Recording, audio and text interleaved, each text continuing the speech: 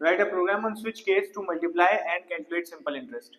Switch case पे एक programme लिखना है जिसमें मल्टीप्लाई और सिंपल इंटरेस्ट दोनों ही काम हमें करने हैं और यूजर की चॉइस के हिसाब से काम होने वाला है। इम्पोर्ट जावा डॉट यूटीआई लगा दिया, क्लास को नाम दे देते हैं, क्लास को नाम दे देते हैं सिंपल।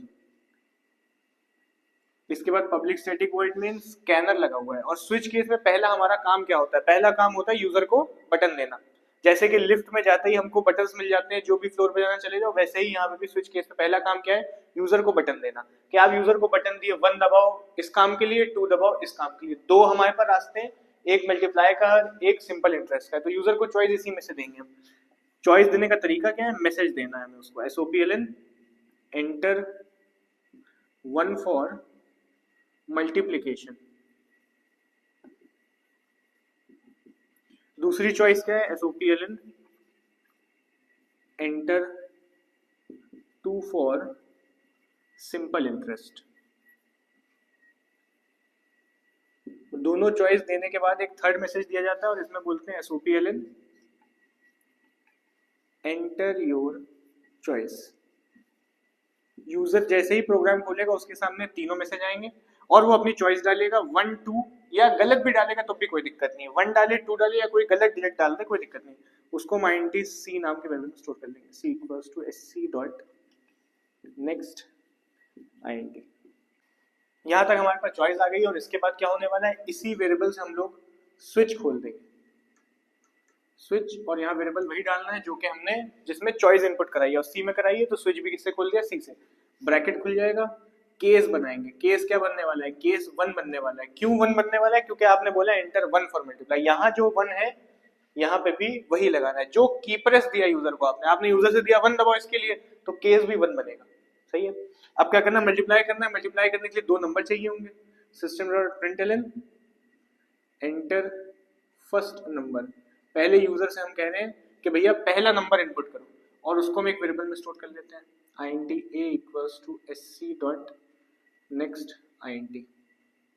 इसके बाद दूसरा नंबर मांगेंगे, SOPLN एंटर सेकेंड नंबर। और जब वो दूसरा नंबर देगा उसको हम एक अलग वेरिएबल में स्टोर कर लेंगे, B में स्टोर कर लेते हैं, SC डॉट नेक्स्ट INT। दोनों नंबर आ गए। आगे काम क्या है? मल्टीप्लाई करना है। मल्टीप्लाई करने के लिए एक वेरिएबल ले लेते हैं, INT D equals to A into B। यहाँ पे मल्टीप्लाई हो गया। इसके बाद लास्ट स्टेप क्या बचा है? दोनों नंबर आ गए, मल्टीप्लाई हो गया, प्रिंट कराना रह गया है, SOPLN multiply equals two plus D। और जैसे ही केस का वर्क कंप्लीट होता है क्या लगा देते हैं? ब्रेक लगा देते हैं। अच्छा, पिछली क्लास में जो हम लोग ने स्विच केस का प्रोग्राम करा था वो बहुत सिंपल प्रोग्राम था। उसमें केस 1 का काम बस एक ही लाइन का था, मंडे प्रिंट कराना था। लेकिन यहाँ पे अब चेंज हो गया है स्ट्रक्चर। अब हमारा जो क्वेश्चन आने वाला है वो थोड़ा सा हाई क्लास का आने वाला है। तो यहाँ पे हर बार अब केस में मल्टीपल लाइन का काम होगा। मतलब देखा जाए तो एक मल्टीप्लाई का प्रोग्राम ही पूरा इन्होंने केस 1 में लगवा दिया। और एग्जाम में जो फेस करने को पड़ेगा वो इसी टाइप का होगा कि उसमें केस 1 में एक सेपरेट प्रोग्राम होगा, केस 2 में एक सेपरेट प्रोग्राम होगा। खैर, नेक्स्ट स्टेप पे आते हैं, अपना केस 2 बना लेते हैं, क्योंकि अभी सिर्फ केस 1 का काम हुआ है। अगर यूजर ने 1 दबाया तो उससे 2 नंबर मांगे जाएंगे, मल्टीप्लाई होगा, प्रिंट हो जाएगा। और प्रिंट होने बाद ये जो ब्रेक स्टेटमेंट लगाना जरूरी है हर केस के एंड में। केस 2 बनाएंगे। केस 2 में क्या कहना है? 2 फॉर सिंपल इंटरेस्ट। अच्छा, दो अब की बार क्या इनपुट लेना है? अब की बार हमें इनपुट लेना है प्रिंसिपल, रेट और टाइम। तो SOPLN एंटर प्रिंसिपल। अच्छा, वैसे तो सिंपल इंटरेस्ट का फॉर्मूला इजी हम लोग को पता है, principal into rate of time, वरना यहाँ पे लिखा हुआ है, क्वेश्चन में लिख के भी आएगा। तो पहली चीज क्या चाहिए? Enter principal. उसके बाद क्या चाहिए होगा? रेट। उसके बाद क्या चाहिए होगा? टाइम। तो जितनी चीजें इक्वल्स टू के इधर होती हैं फॉर्मूले में, ये सभी चीजें हमें चाहिए होती हैं। तो प्रिंसिपल मांग लिया, इसको हम एक P नाम के वेरिएबल में स्टोर करा देते हैं, SC डॉट नेक्स्ट INT। इसके बाद हमें क्या चाहिए? इसके बाद हमें चाहिए रेट, SOPLN एंटर रेट। और इसको हम R नाम के वेरिएबल में स्टोर करा देते हैं।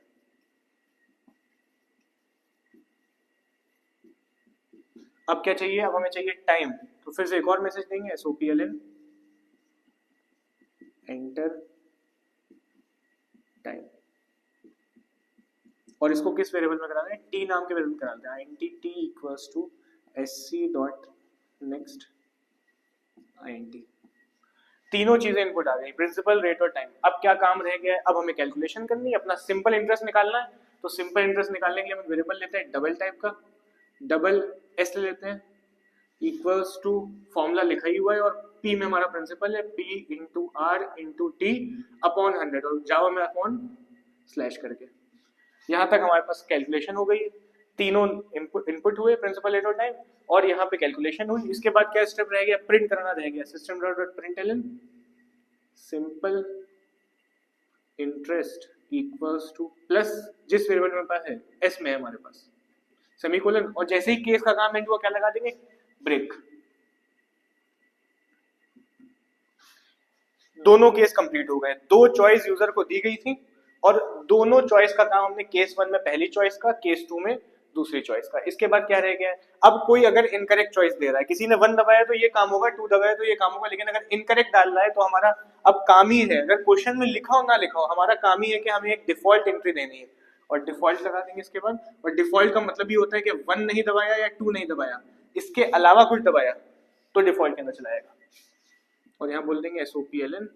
अगर क्वेश्चन में कोई स्पेशल वर्ड यूज करा गया है कि रॉन्ग एंट्री के लिए ये प्रिंट करो, तो यहाँ पे वो लगाना है, लेकिन अगर कुछ नहीं लिखा है तो अपने वर्ड में हम लगा देते हैं, एरर लिख देते हैं।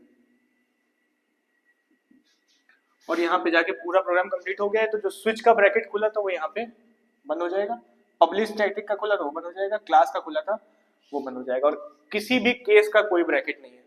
केस में यहाँ पे कोलन लगते हैं और एंड में ब्रेक लगता है, हर केस के स्टार्ट में कोलन है और एंड में ब्रेक है। फिर डिफॉल्ट के कोलन है, डिफॉल्ट के एंड में ब्रेक की कोई जरूरत नहीं क्योंकि ऑलरेडी एंड हो चुका है।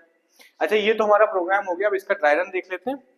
अगर किसी यूजर ने इसको ओपन करा, उसके सामने सीधे मैसेज आएगा, enter 1 for multiply, enter 2 for simple interest, enter your choice. अब वो कोई भी चॉइस दबाएगा, मान लेते उसने दबाया 1 दबाया तो सी में क्या आ गया 1 से स्विच खुला, स्विच सी में 1 है तो 1 से स्विच खुला और केस 1 में गया, केस 1 में क्या, एक नंबर मांगा गया, दूसरा नंबर मांगा गया, दोनों मल्टीप्लाई हुए, प्रिंट हो गया और ब्रेक हो गया। ब्रेक का मतलब पहले ही बता चुके हैं, जिस भी ब्रैकेट के अंदर ब्रेक होता है उस ब्रैकेट के बाहर आ जाता है।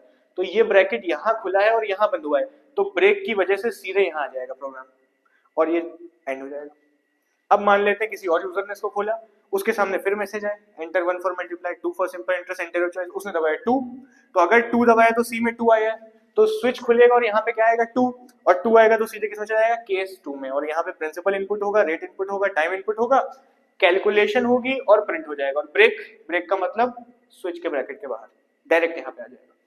इसके बाद किसी यूजर ने इसको ओपन करा, उसके सामने फिर मैसेज आया, उसने दबा दिया 5।